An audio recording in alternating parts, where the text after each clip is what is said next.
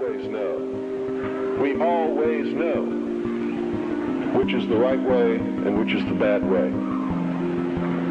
The bad way sometimes feels better, so we may choose that way and justify it by rationalization in order to make ourselves feel better about the bad that we did. Isn't that the way we all do things? Even if we do something wrong and we know we're doing something wrong, don't we attempt to rationalize it in our own mind and to our friends to justify what we're doing?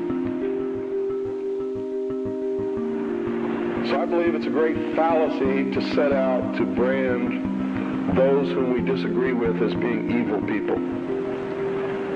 The result of their actions we may perceive to be evil. We may perceive it to be bad. But I guarantee you those people don't see it that way. You see, nobody gets up in the morning and sets out to do evil. Nobody consciously does that. I've never met any person in my entire life who said, I'm evil, I'm going to do evil things, I like to do evil things, I want to do evil things. They don't exist, in my knowledge. And when we present ourselves to them in that light, we're good and they're evil. Do you think we have a chance of getting them to listen to us? Not on your life. It's not going to happen. So I think we have to change the way we talk. We have to talk to them in a different manner.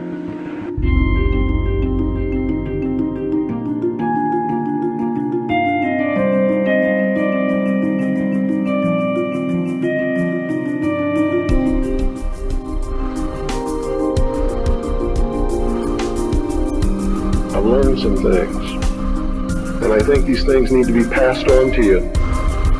And I think you need to start examining yourself, your agenda, your mission. Who are you? What are you about? What do you believe about America? Is it true? Are you helping to divide us more? Or are you helping to bring us together? Do you really understand what this country is all about?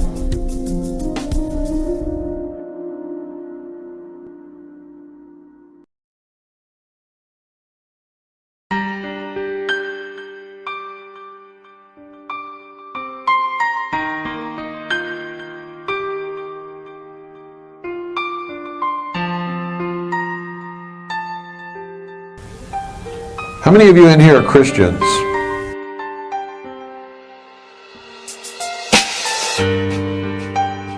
If you tell me you're a Christian and you're still afraid, what are you telling me? You're not a Christian. You're lying to yourself and you're lying to me. I don't care if you lie to yourself, but don't ever lie to me. Lie to yourself all you want to. Don't lie to me. If you're a Christian, you cannot be afraid. There's nothing that they can do to you, period, that is bad. Nothing. Nothing. Nothing.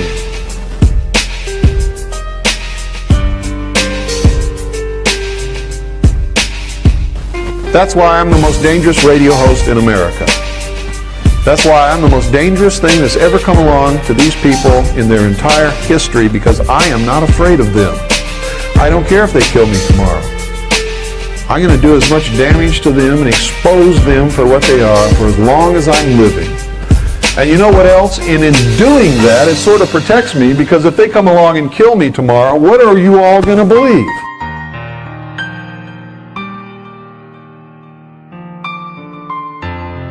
You know, I had some doubts, but now I know he was right. And so now they can't touch me. Now they can't touch me because of that. They've waited too long. They thought I was some silly little fool that would destroy myself somewhere along the way, and it hasn't happened. So now they back themselves into a corner. If they touch me now, in fact, I'll go one further. If I step out on my porch in the middle of winter and slip on the ice and my head cracks open as an accident, the whole world is going to know they killed me to shut me up.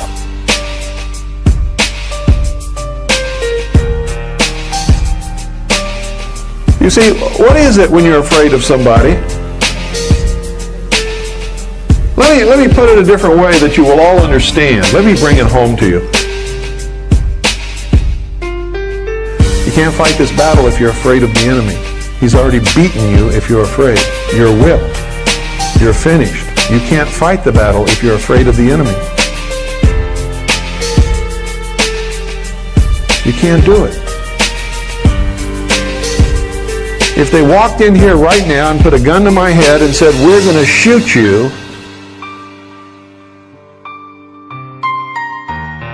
unless you say this, this, or this, I'll say shoot. Shoot. Go right ahead. Pull the trigger. And I'd look them right in the eye, and they can pull the trigger if they want. And that's the truth. Because I'm not afraid.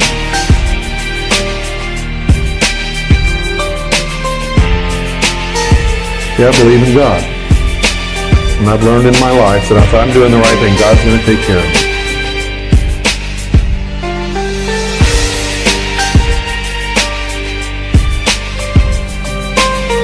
Then death is what? It's a transition.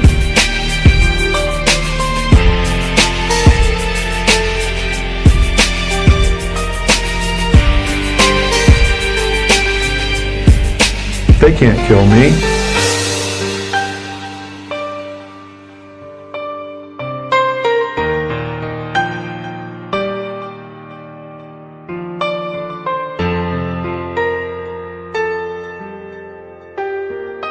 All they can do is set me free from this body. That's all. And isn't that the ultimate freedom? Isn't it? Yep. And who loves freedom more than anybody in this room? Me. So they can't hurt me. They can set me into another state of freedom. And if I've been doing God's work, God's going to smile at me and open the gates, and I'm going to get some rest. And it's going to feel good.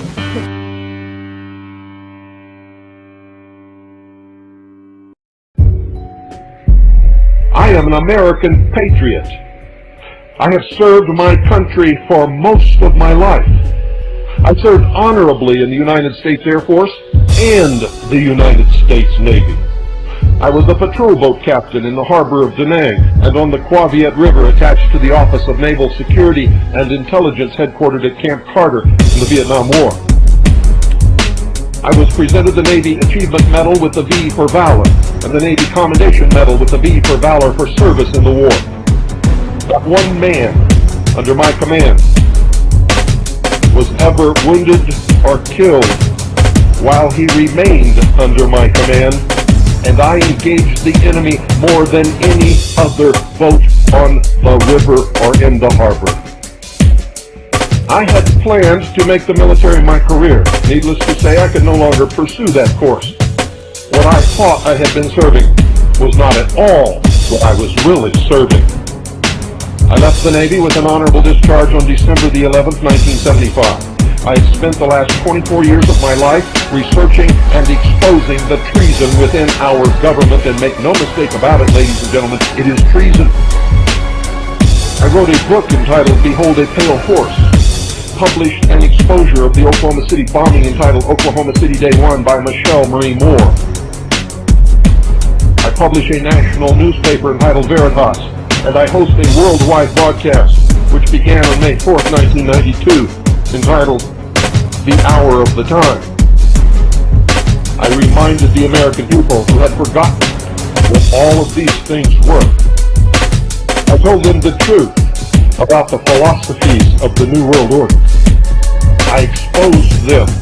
I drug out the secrets from the dark corners and under the rocks and out of the stinking putrid holes. And I exposed them to the light of the day. We are not the only people who have been targeted for destruction by President Clinton and his administration. What Clinton has done to us is clearly, without any doubt whatsoever, abuse of the powers of the president. Me, my wife, and our children live from day to day, terrorized, constantly under the threat of murder or imprisonment, which we know will result in murder, by the treasonous powers that have infiltrated our government to destroy it from within. I am absolutely 100% completely loyal to the constitutional republic that was established by the founders under the rule of law. The Constitution for the United States of America is still my supreme law of the land. In the rest of the nation, it has been subverted. It still rules on this mountaintop in the Round Valley of Arizona. Indeed, I have devoted my entire life to the restoration of constitutional Republican government, to the liberty and freedom of all people, of all races, of all religions, of all places of ancestral origin. And I am ready and willing to die in defense of that cause at any time that God deems it necessary for me to do so.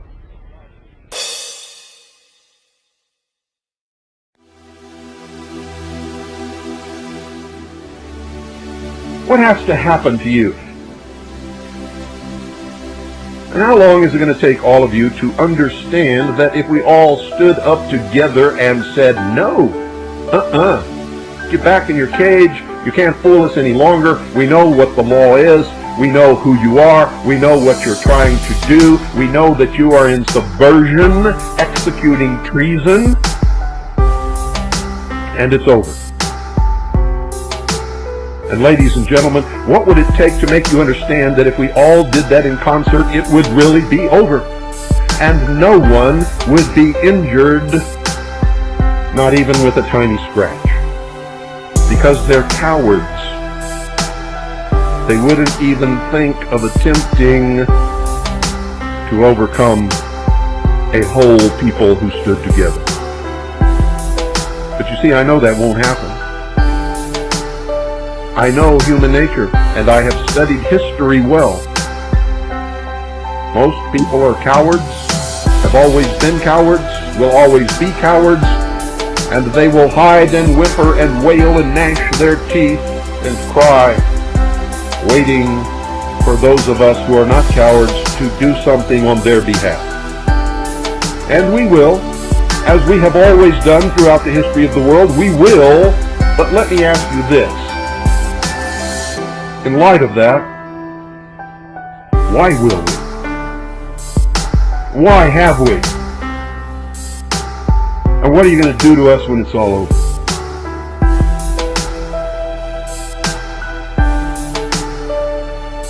Because that always happens too. You see, the vast herd of cowards become shamed, and we become the symbol of their disgrace, and then they must get rid of us.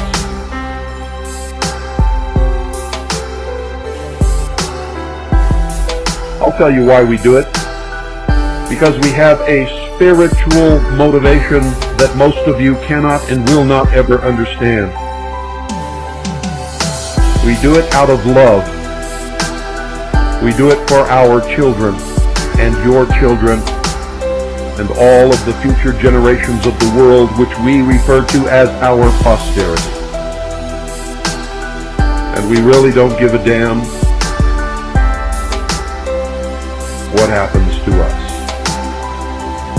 I know that someday I will stand before God, and God will judge me.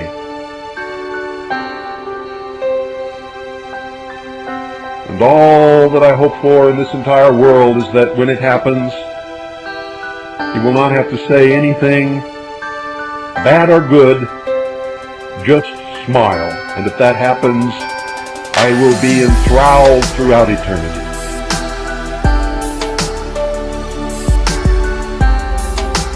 I will have such joy within my soul that you cannot even imagine. Just a little smile, that's all I want. I would like to be able to look down and see that my children are living free, without fear, with opportunity to create and make of their lives what they will.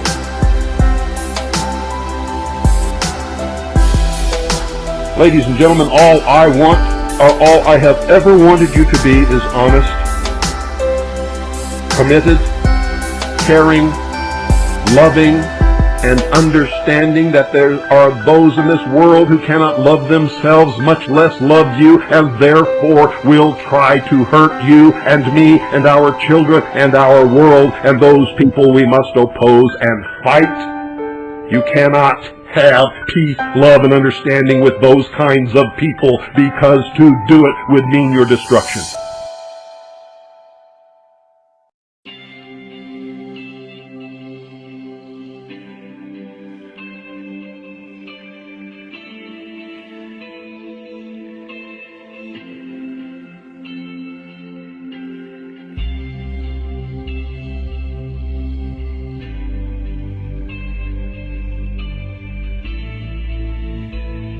Has anything changed? Has anything gotten better? No. Wishful thinking is not going to save you from anything ever. Action, devotion to a cause, to an ideal, to a principle, to something beyond yourself is the only thing that's going to save anybody. Willingness to die for what you believe. If you don't believe in anything, you're not worth anything. You're already lost, ineffective, inconsequential, worthless to any cause beyond yourself in the world.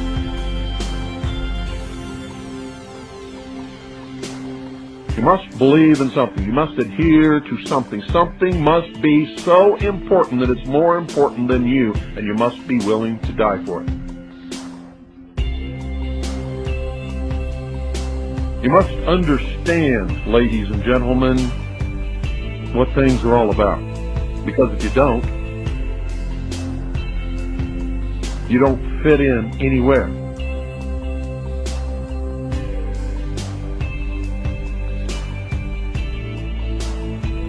If you don't believe in God, then this is all there is, and you spend your whole life in abject cowardice because you're afraid to lose it. Just for that reason alone, or I should say for that reason alone, you should be willing to believe in God.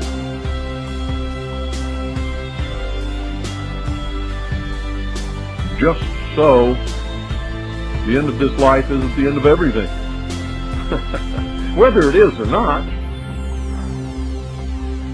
doesn't make any difference, because it's all of it,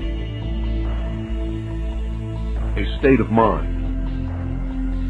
You can live your life in a state of mind that keeps you in dreadful fear day in and day out, which makes you subject to the control of anyone who can pretend to provide you with some security.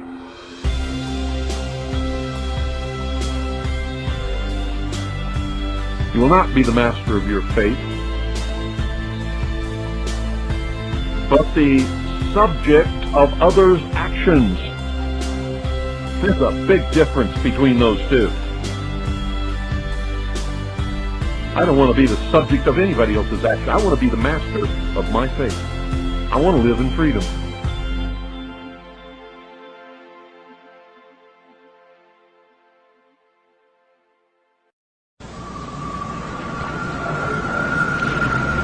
Am I attacking the church? You better believe it. All churches, all organized religions that have existed since the beginning of the time. Am I attacking the religion of individuals? Never, not on your life. He wasn't trying to create a big church. He knew what happened to those things. And you're all wrong about that, man.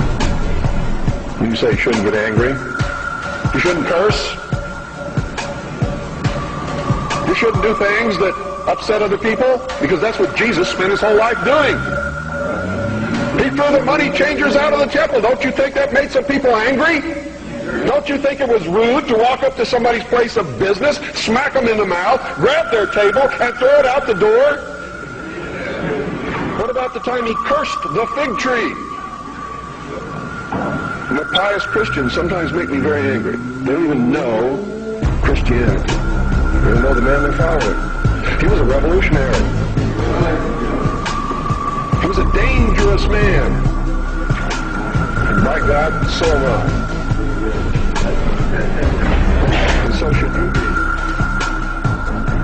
You're operating from a place of ignorance. And until you change that, you'll be bumbling around, bumping into each other, saying and doing the wrong things, not understanding the nature of your enemy. And if you don't understand the nature of your enemy and the weapons they use, you cannot fight that enemy. You can't fight the battle. You shouldn't even be on the battlefield. That's why you're losing the war. And don't tell me you're not, because I'm in a place of great knowledge about who's winning and who's losing this war. And I can assure you, you're losing the war. Doesn't mean it can't be turned around. But it'll never be turned around until you learn what you need to know. You don't even recognize half the weapons that they use against you. And some of them seem so insignificant that you don't even try.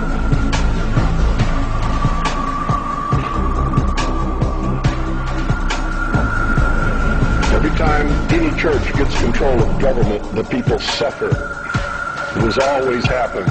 That's why our founding fathers established a country where that was not supposed to happen, where everybody was free to worship at the altar of their choice.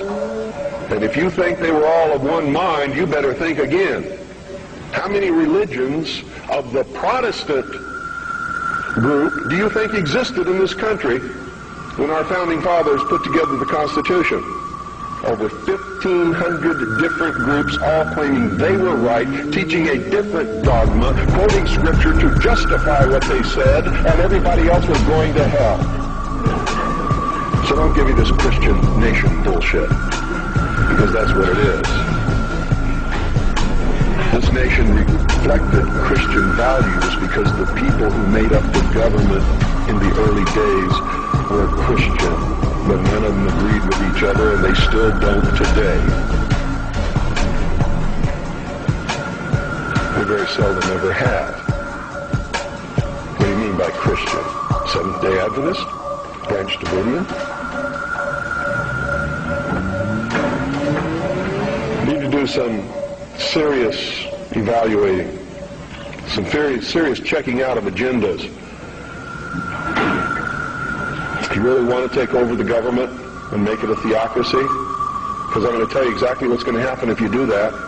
You're going to burn people at the stake who disagree with you.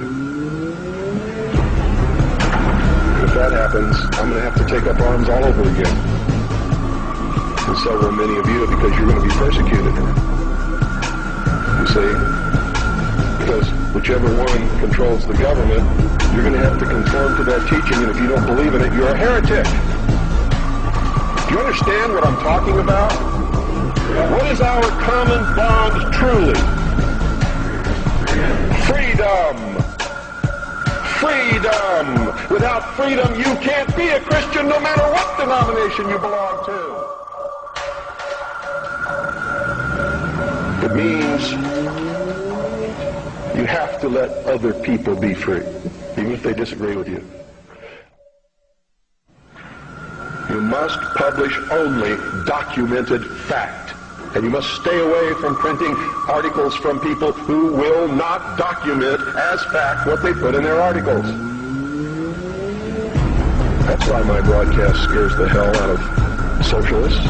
That's why in a White House memorandum I was named as the most dangerous radio host in America, not because I'm going to go out and shoot somebody, but because I shoot documented facts which cannot be refuted. That's why. That's what's dangerous. Seek ye the truth, and the truth will make you free, and nothing else will do it. Jesus Christ has never lied to anybody. Why won't you listen to him? Don't spread a rumor. Spread the truth. Document it. Prove it. Make it irrefutable, and you too will become dangerous. to those who admire us in lies and enslave us.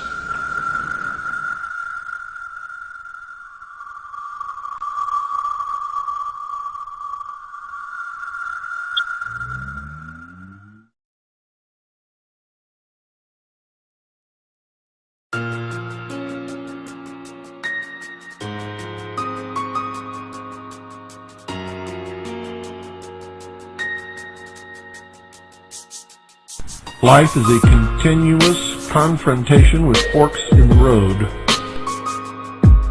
One is good, one is bad. And you could always wander completely off the road altogether and become lost. Totally and completely lost.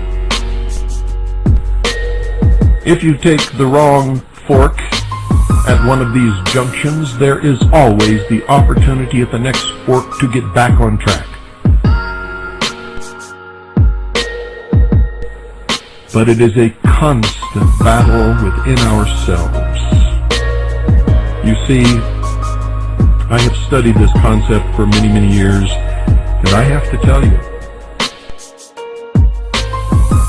that if there is a real devil, I'm not telling you that there's no such thing as Satan or Lucifer. I'm telling you this. If there really is a devil, that devil exists in the hearts and minds of men and nowhere else.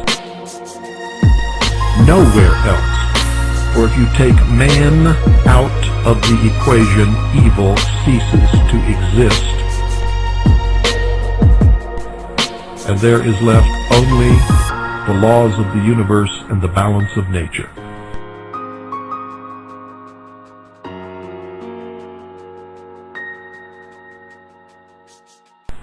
Put man in the equation, and before long, evil will rear its ugly head and present itself to the world. The evil is within man, and that is why it was called the fall. The devil never made anyone do it. If you do it, you did it yourself because you fell into temptation. For until man once again confronts the real nature of his own condition and of the world around him and accepts full responsibility for his actions without blaming anyone else or any devil, until then, we will always be a puppet on the end of someone else's string. And ladies and gentlemen, when that someone pulls that string, we will dance.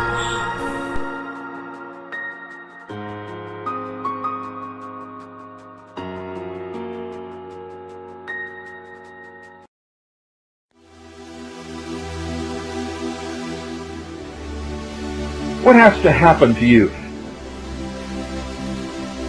And how long is it going to take all of you to understand that if we all stood up together and said, no, get back in your cage, you can't fool us any longer, we know what the law is, we know who you are, we know what you're trying to do, we know that you are in subversion, executing treason, and it's over. And ladies and gentlemen, what would it take to make you understand that if we all did that in concert, it would really be over? And no one would be injured, not even with a tiny scratch. Because they're cowards. They wouldn't even think of attempting to overcome a whole people who stood together. But you see, I know that won't happen. I know human nature, and I have studied history well. Most people are cowards, have always been cowards, will always be cowards, and they will hide and whimper and wail and gnash their teeth and cry, waiting for those of us who are not cowards to do something on their behalf. And we will, as we have always done throughout the history of the world, we will, but let me ask you this. In light of that, Why will we? Why have we? And what are you going to do to us when it's all over?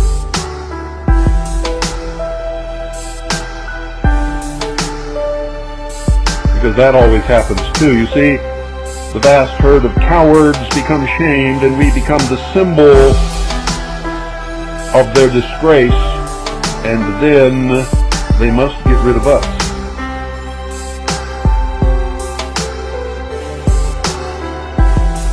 I'll tell you why we do it.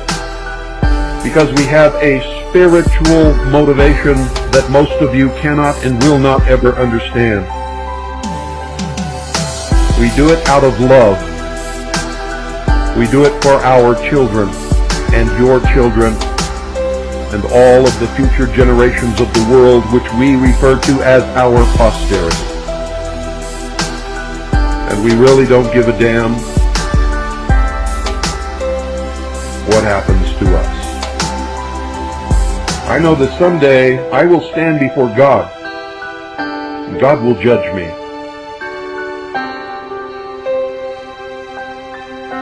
And all that I hope for in this entire world is that when it happens, you will not have to say anything, bad or good, just smile. And if that happens, I will be enthralled throughout eternity.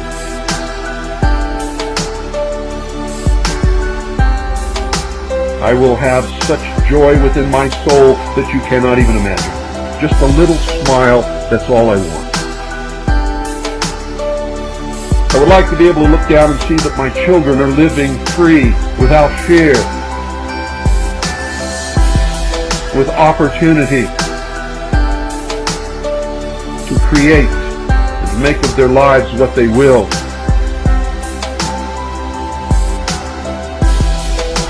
Ladies and gentlemen, all I want, or all I have ever wanted you to be, is honest,